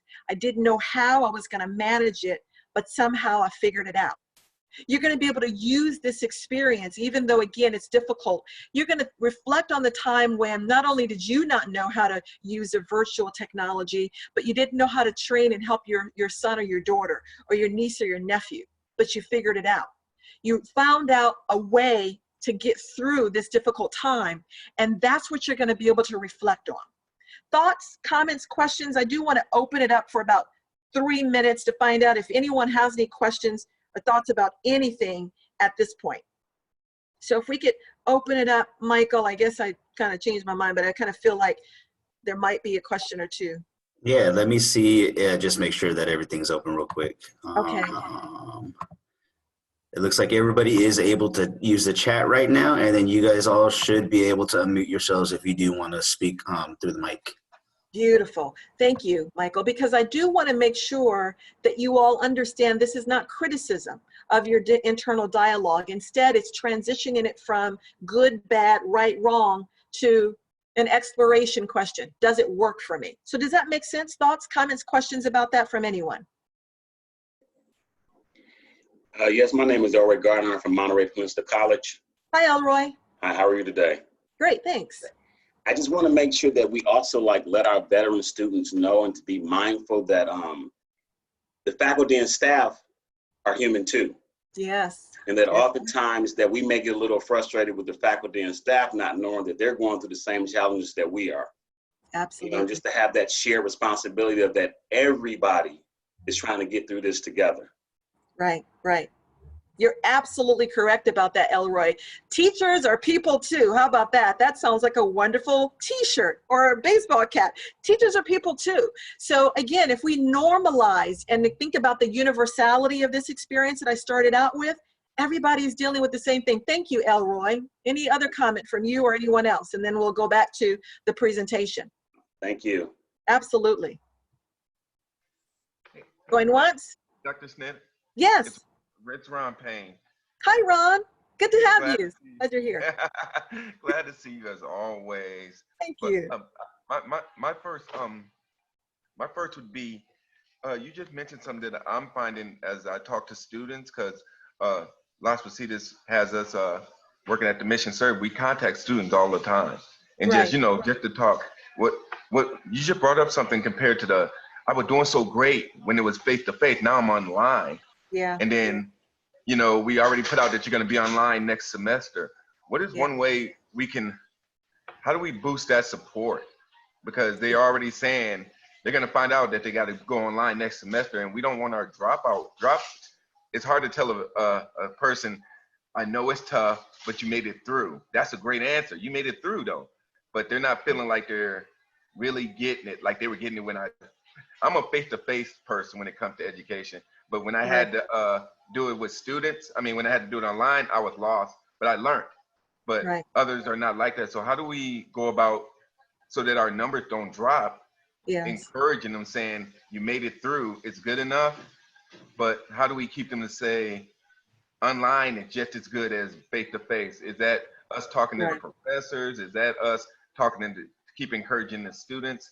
I just wanted your perspective on how can we do that a little better. Yes, no, Ron, it's an excellent question. And I want to just say this again, we're all traversing this challenging time together. And there are things that we won't necessarily know. We're figuring it out together. So I don't think there's anything wrong with you being transparent and being honest. A few moments ago, Ron, you said that you prefer the face-to-face. I do too. I missed the VRC. So there's nothing wrong with acknowledging when you call and say, hey, I feel you. I really understand what you're going through. And I think we're all experiencing this difficult time. And frankly, I don't necessarily like this virtual, but this is what I would encourage of you, my fellow brother and sister in arms. And that is, why did you decide to go to school in the first place? What motivated you to be in school in the first place? Write that down. Put it on your mirror in the bathroom. Put it on your refrigerator. And this is you, Ron, talking to your brothers and sisters, telling them this is what you can do. Put it, remind yourself every day. If it's for your children, that's your motivation. If it's to get a better paying job, that's your motivation. If it's because you're the first person in your family to go to college, that's your motivation. It's because your mom or dad said, promise me, son, promise me, daughter, that you're going to go to school. Put it on your television. Put it wherever you're going to see it. Help them to be connected and reconnect as often as they can with that motivation. And here's another thing that I would say, not that you're having to become a therapist. You don't have to be a therapist or a counselor. All you have to do, and I know you also, Ron, you care. You've got a big heart. So all you have to be is authentic and be genuine and say, let this motivation that you write out and you tape, literally tape it to your mirror, or wherever it is that you're going to see, whether it's the bathroom mirror or the refrigerator, whichever one you go to the most, that you put it up there and you let them know this should be something that emotionally drives you. Not just something I'm supposed to do because, I don't know, I'm just supposed to do it. No, it has to be something that has some emotional valence to it, so that when they see this reminder, they're like, roger that, copy that. All right, I'm getting back on it. Yes, it's tiresome. Yes, I'm exhausted, but that's why I'm doing it. Keep my eye on the prize, and I'm not going to forget it. Does that help, Ron? This is an excellent, excellent question. Oh, yeah, I know I see Todd writing the same thing I'm writing down. And then we'll give it to the rest of our team. And that's one answer we wanted to get from. But yeah, you heard that one, Todd? Because it's a great question. And here's the other part about that, and then we'll continue to move on, because you might get some veterans who may not necessarily express that or articulate that, but they're feeling it and they're thinking it. They might be this close to saying, you know what, I'm getting ready to call it quits. And you don't know. So you want to address what you know that they're feeling and experiencing. How do you know they're feeling it? Because you are. Because Todd is. Because Elroy is. Because I am. Because everybody is. So you want to go ahead and call it out, so that they're not quietly dealing with it and we don't ever get to respond to it. So yeah, be yourself, Ron, because again, I know you and you've got a big heart and they're going to connect with that. And then the other thing finally, before we move on, is say, hey, we're going to be here to support you every step of the way. So call Todd, call Evelyn, call me, call the VRC staff if you feel like you just need to vent. You just need to, you know, or whatever. So you do those kinds of things, and I think that might be helpful. And you know, with the students that you're going to be calling. So nicely done, Ron. So I'm going to move on towards, and if you all have any other questions, please feel free to ask them as we're going along. And I see chats are increasing, but I can't read the chats right now, so we'll wait towards the end. So as we get ready to move forward, not yet, Michael, please, but I want to kind of prep the audience for what I'm going to share with you next. And I share this oftentimes with the student veterans and veterans that I've worked with over the past, because there are 6 main areas that I want you all to think about that are important to check in on, to manage, to pay attention to nurture, to be aware of, to be insightful about. 6 areas of the human experience, not just veterans, not just men, not just women, not just this, that, or the other. Every human being has 6 dimensions of the human experience. And every now and then we have to check in to find out, does it work? Okay, so again, keep that in mind. Does it work? Now, next slide, please, Michael. Here are the 6 areas of life balance and how you manage. Again, we're navigating the stressors of this COVID, of this virtual distance learning, and we're also moving towards embracing the change so that we can excel. So here are the 6 areas, and I'm going to go through them really, really quickly, but I want you to be aware of them and how they impact all of us. Again, universal, because awareness is key. We all have a mind. We know that our mind helps us to process information. Sometimes we have sufficient information, sometimes we don't. Think about a veteran that I work with, and one of the things that he would tell me is, I don't want to be a nuisance to my professors. I don't want to bug them. I don't want to bother them. I don't want to be, you know, a burden to them. And I would say to him, you know, so many times, if your teacher is here and they're really here for the reasons that I think they are based on the experience that I had with them, she's not going to be bothered. In fact, she's going to be more bothered that you sit there and that you don't ask her for what she needs. Send her an email. So I remember sitting in a session and we constructed an email together. about how he needed help, and he needed to know how to prepare for that next assignment. This was before COVID, but nevertheless, the principle is the same. His mind was telling him, I'm a nuisance. I'm going to be a burden. She doesn't want to hear from me. She's going to be bothered by me and bugged by me. And I had to help him to recognize, no, that's probably not true. And then when he sent that email out, I was so glad that professor, that teacher was delighted to hear from him, scheduled a time to meet with him in our office. They went through things, and that was a wonderful reinforcement. Point is, our mind is processing information. Sometimes it does it well, sometimes it doesn't. Next, we have emotions. We all feel. Right now, we feel exhausted, tired, mad, angry, glad, happy, excited, thrilled, delighted, all these various emotions and feelings that every human being has. Spiritual, I'm not talking about religious. If you happen to be a part of a religious organization, nothing wrong with it. You might be, Christian, you might be Catholic, you might be Muslim, it doesn't matter. But spirituality goes beyond that. It might be having an attitude of gratitude. It might be sitting outside and looking at the stars, looking at the moon at nighttime. It might be looking at plants and animals around you. It might be just being quiet and silent in the middle of the day. It might be, there are different ways of expressing this idea of spirituality, acknowledging that there's something beyond me or whatever, different ways that you can define that. I'll leave that to you to define. However, it's important to nurture, to embrace it.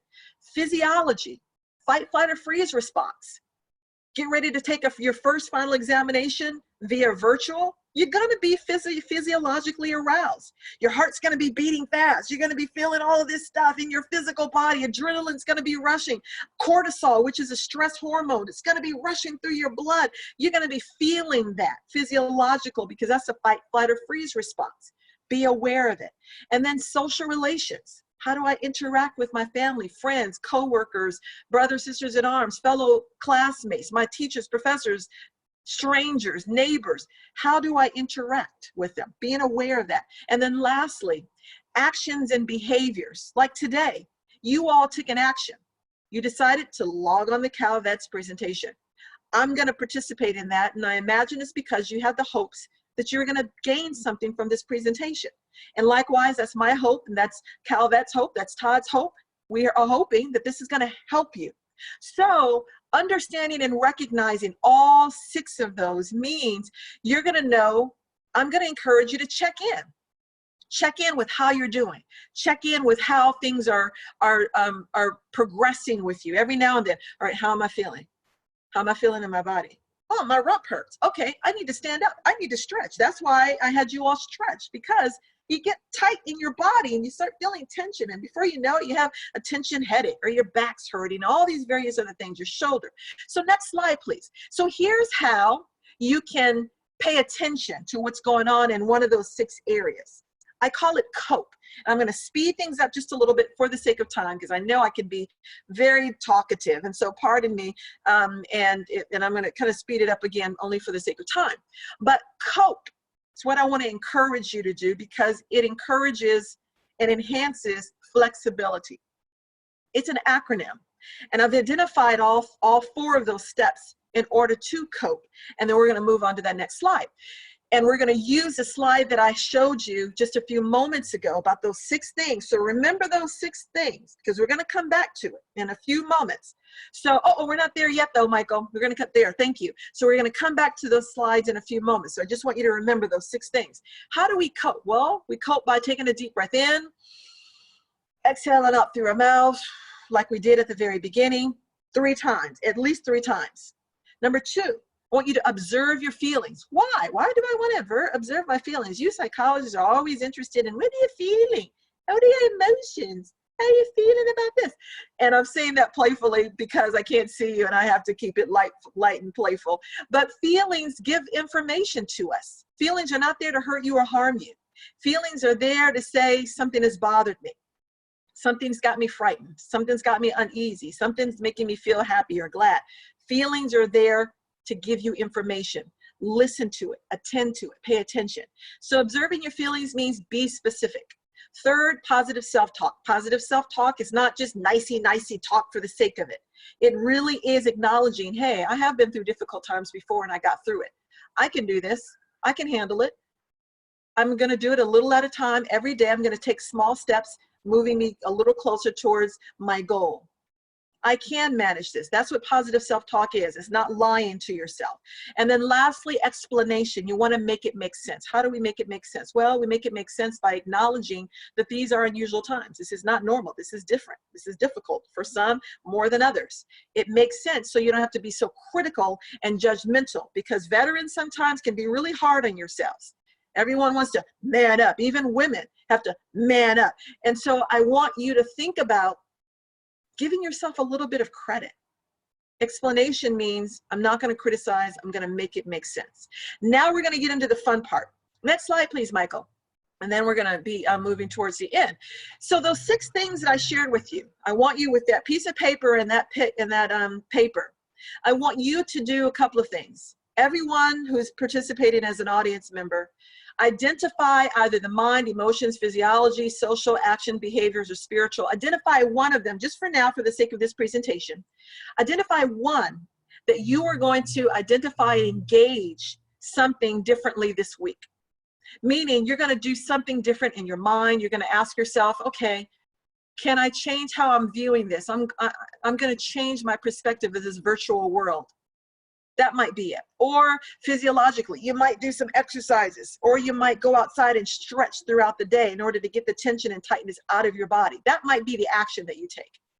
For spiritual, you might just sit quietly for 5 minutes and just do some deep breathing and be grateful, or just be mindful of what you're feeling in your body. Social and behavior, it may be that you pick the phone up and you call your mom, dad, sister, brother and say, hey, I'm just thinking about you. I want you to know that I love you. I don't know. I was thinking about you. So I figured, let me go ahead and call you. So I want you to identify one of these 6 and write down right now one thing that you're going to do for that particular area. And I am going to be silent for about 5 seconds to give you time to think about it and write that down, because this is very, very important to embracing the change and moving towards excelling. So for the next 5 minutes, I'm going to be silent while you do that.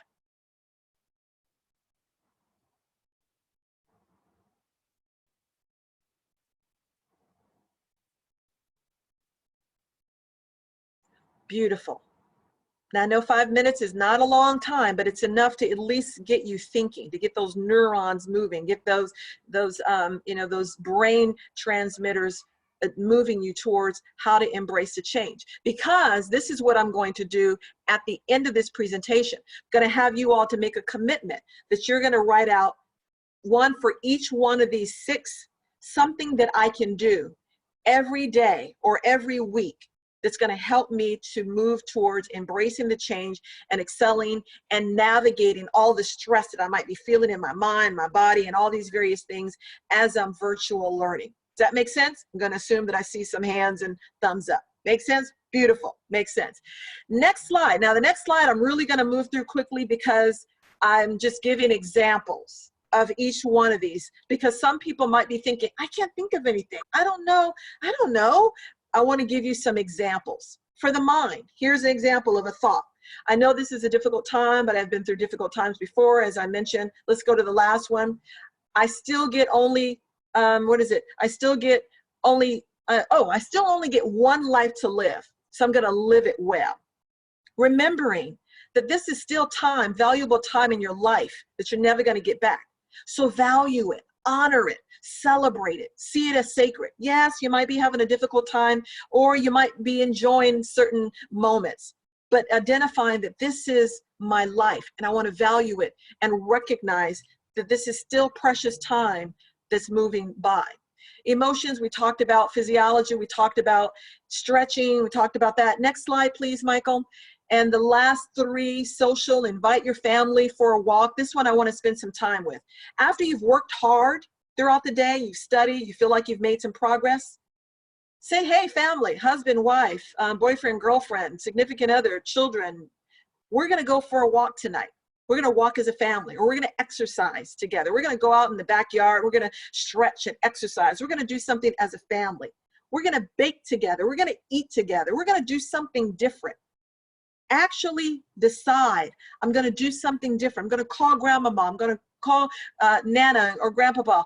I'm going to do something different that I have not been doing because I haven't been thinking about how this is impacting me. and then we're going to implement it. And for those of you who might be thinking, well, my family's going to think I'm weird, or they're going to think, that's fine. Here's what you do. You say, hey, I've been thinking about this and I want us to do something different. We're going to implement something different starting this week. So you kind of put it out there, which alerts them that we're doing something different. So again, actions, we talked about that. I've given you some examples: spirit stargazing, prayer, meditation, aromatherapy, attitude of gratitude, planting, gardening. Some of you like that kind of stuff. Coloring book, expressing love towards others. And then lastly, maybe helping someone else who's in need. It really, really does impact us in ways that we can't even explain and expound on. Helping someone else puts us in a better mood, gives us more hope, makes us more hopeful, and enables you to move towards embracing the change, because everyone is dealing with it, and taking those other steps that are really, really critical to you successfully navigating through the stressors of this pandemic and distance learning. Talk to your professors, send them emails, let them know, be transparent. My strong suit is being face-to-face. I know you've probably heard this. Can you give me some tips? Can you give me some tools for the next test? Can you give me some ideas? Can you taking some action that's going to help you alleviate some of the stress and some of the tension by first being aware, acknowledging the universality of these experiences, learning to cope, C-O-P-E, cleansing breath, observe your feelings, positive self-talk, explanation, making it make sense, and then engaging in these 6 areas by awareness and doing something different. Last and final slide, Michael. Now, everyone is not going to have a facial expression like this at the end. I'm not suggesting that you're going to say, ooh, I love virtual learning. I love Canvas. I love Zoom. No, you may not get to that point, but at least you acknowledge that I've really gotten through a time that I didn't think I was going to get through. I stayed in school because I was motivated for this particular reason, and I reminded myself of it every day or however often that I needed to, and I successfully got through this term, this semester. Take it one day at a time, 1 week at a time. Don't think about next year. Think about, what can I do today? What can I do tomorrow? What can I do next week? One day at a time, one moment at a time. So that being said, that's the final slide. Thank you so much for your attention. I hope that this has been helpful. If you'd like to make contact with myself or our team, just need a little bit of assistance, need to vent and express some frustration or anger, that's perfectly fine. Please feel free to email myself, or our toll-free 888 number is, you ready? Ready to write it? And then we're going to open it up for questions. Our toll-free 888 number is 888-556-9993. Again, 888-556-9993. And with that, I am going to turn it back over to Michael as we open it up for questions. And again, say thank you so much for your time and your attention this afternoon. I hope this has been helpful. Thank you, Dr. Snetter. That was a lot of good information. Appreciate that.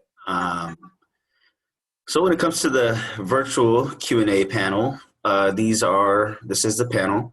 I know that we were answering some questions throughout the presentation that came in that, were more maybe personal or process questions. So as of right now, we don't have any questions to answer, but if you do have some, this is that point. And while we wait for those to come in, maybe Todd would want to go back to that one question that was asked earlier, and maybe, I don't know how you'd want to facilitate that. Maybe have some of your own student veterans answer the question for the individual. But we'll go ahead and do that, and then once he's done with that part, if there's still no questions coming into the chat, then we'll go ahead and close it out.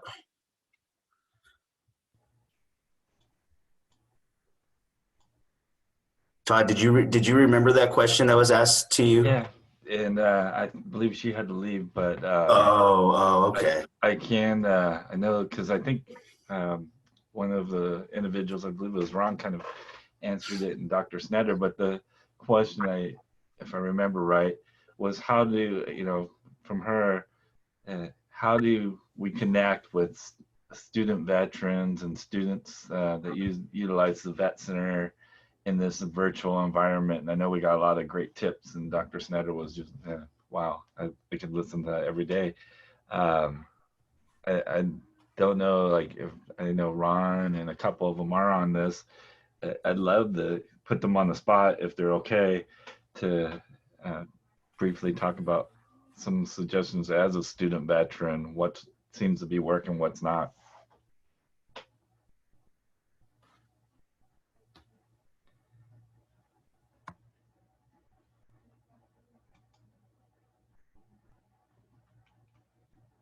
And it's silent. Yeah, I'm wondering if, well, you were able to unmute yourself, right? I wonder if they are all able to unmute themselves right now. Let me double check that real quick. I think Ron might go. I know, I think Viviana's on. Todd? Yep. Hey, Jeff. I'm sorry, I missed the whole question because my son came in to talk to me. Sure, I believe it was Eileen was asking earlier about the question, how to connect in this virtual environment, how with work study or whatever staff, if you can bring them on campus. A lot of individuals are not able to be on campus. What they can do to connect with the students. And Ron Payne was is a student, well, under mission serve here, Army veteran, but I think he dropped off. But I'm going to put, if Viviana is able to chime in to, just from her perspective, or Jacob, or any student vet that's on this call. I think the common theme was, what's working well, and how if you're working on it for a veterans program, what are some of the things that are working for you to connect with others?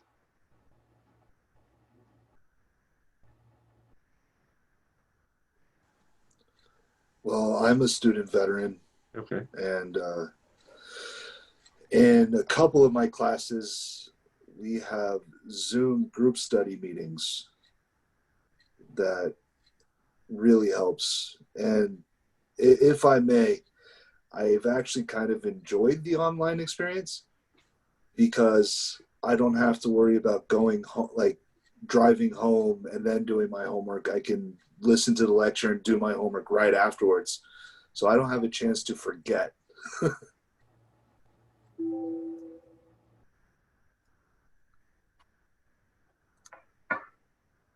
I think, Jeff, that's a great point. I was thinking about commuting. I mean, it's definitely what Dr. Snetter said. This is my perspective of taking some time, go walk with your family or whatever.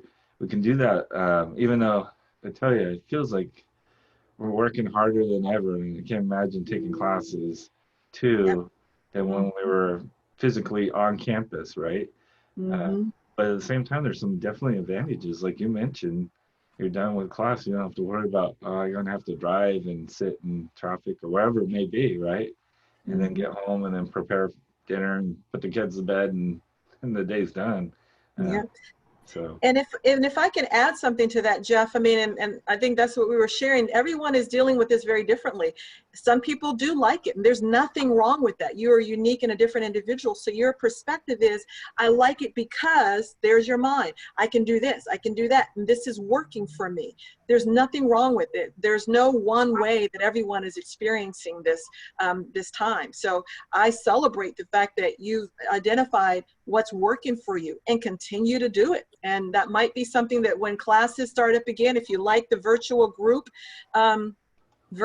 that might be something you can continue. There are a lot of things that I think we're going to find that once this is all over with, our normal is going to be different. I do believe, and people are saying it, but I strongly believe that the new normal is going to be very different because of things that we found that we liked and different things that we don't like and things that we have to do to maintain safety and security and all those kinds of things. So I applaud you, Jeff, for saying, hey, yeah, I like this. I'm okay with it. I do miss face-to-face though. Yeah, right. Yeah, I think we all do. You're right. But as far as the academics, yeah, I mean, if it's working, pay attention to it. I think that's wonderful. Just wanted to add that in, Todd. Yeah. And I think, I don't know if he's with us still, that mentioned about, and I think what you said, Jeff, about doing some Zoom formats. I mean, we're Zoom fatigued, right? But at the same time, there's still abilities. I mean, like I said, I have a hard time saying anything positive about COVID, but going back to pick up the phone and have that conversation, set up that meeting instead of, oh, I'm going to send emails and go back and forth, and then the frustration, right? It's hard. And it's hard even in the Zoom platform or the virtual platform, because like right now, I can't see faces, so I don't know reactions, engage, and so it's a challenge, right? But I think one of the points that was been driven, I thought I'm going to keep in my mind, is we're all in it, including our professors, right? Including the administrators. And we may be frustrated. Well, why is no one answering at such and such office? They're all in the same boat too, right? And we just got to keep that in mind. It's hard because I think we're in this technology experience personally, where if we don't get a response or a text back, it's like, well, why aren't they, responding? Well, maybe they shut down their phone for an hour to go take a walk, take a break from sitting in. And I think we need to, right? To make sure we do that, as Dr. Snyder has put it, and I've heard over and over. We got to take care of ourselves too. Not You have to. sitting in class virtually, because when we're on campus, at least you can walk out, walk campus, might complain about the young kids or whatever it may be, but it was, we could do that. And now we're just in a different format where maybe it's walking with, I see a lot of our individuals are doing a lot of walking with their animals, right? And that's a great connection. And Todd, I'm glad that you reminded us again of Elroy's comment, because for some, and I'm not going to say this is necessarily the case for Elroy, but thinking about teachers being people too and the challenges that they're experiencing, think about being an educator or an administrator working at a college or a school where a college or a campus where your intent is you really want to help be a part of the solution to education. You love students, you want to educate them, and then this is thrown at you. So a lot of educators are trying to figure out, how can I make it interesting? How can I make it, interactive? They're struggling also with, how do I keep my students engaged? How do I not lose their interest? So they're, like Elroy was saying, he didn't necessarily say this, but some professors and teachers are also struggling on their own end with how they can keep their students actively interested and engaged, especially with those difficult subjects. So it means we can sympathize with them and what their experience is and understand where they're coming from also. That's also very important.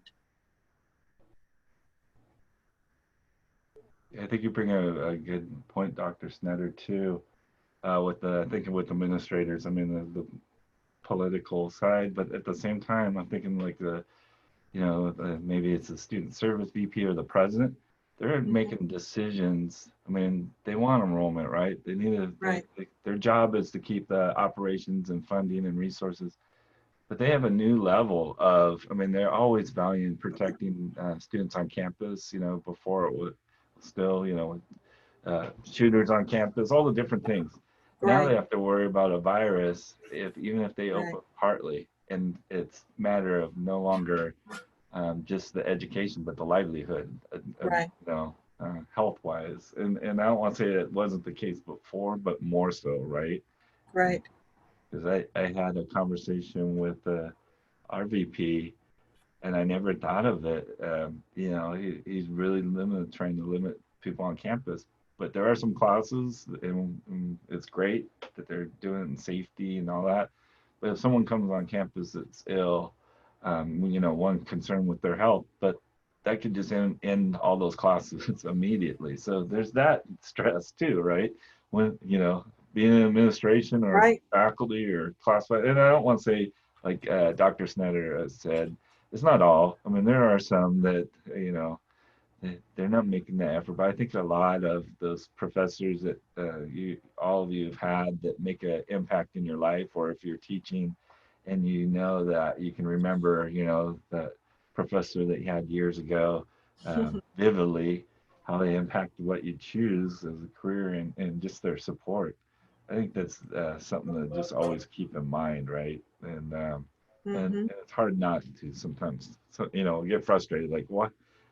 Why is this instructor giving me, or this professor giving me all this additional work? Don't they know I'm doing all this other stuff too? And I'm just trying to stay afloat. I mean, I hear isolation. That's the one that I think we're all really struggling with, right? We need that contact, and if you're in professions like student services, that's what you learned is to be good at student services is that connection on campus, getting to know your, individuals, and all of a sudden, oh, do that from your home, where we've kind of addressed home as separate, right? Right, So that right. balance is a challenge. So a lot of things. I agree. Great. Yeah. It's good information. Definitely good information. Good perspectives too. And thanks for that. Good afternoon, Michael. This is Diana White again from the California Army National Guard Education Office. How are you? I'm doing well. How are you doing? So I put something in the text, but I wanted to just highlight in case everyone at the schools and in your veterans offices are not aware of this. The Department of Defense purchased tutor.com and extended it to not only military members, but all Department of Defense civilians and all of their dependents. And tutor.com is basically an online tutoring site where a student could upload a picture of their assignment and request either a face-to-face video session for training, or for someone to review a paper or to help them basically in any way at all levels. We're talking, high school on through to, graduate school.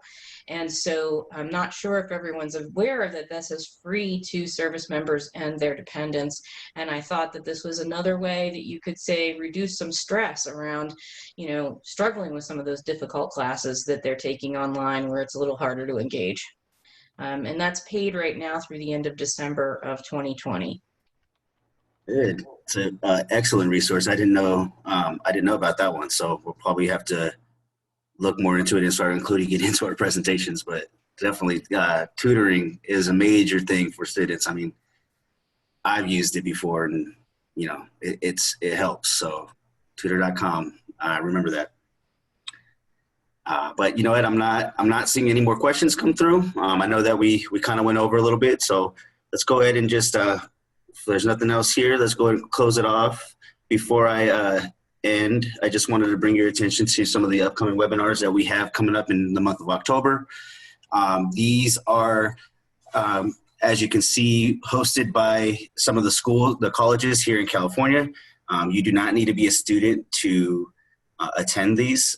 You could just register at our Eventbrite page and then go ahead and join when the day comes. But if there's nothing else, thank you again for being here. Again, I know I said we went over a little bit, but for those of you who stuck it out to the very end, I hope you guys got all the resources that you need. And please feel free to reach out to us if you need anything more, okay? That's it. You guys are free to go. I hope you guys have a good day. Goodbye, Thank everyone. you all. Goodbye.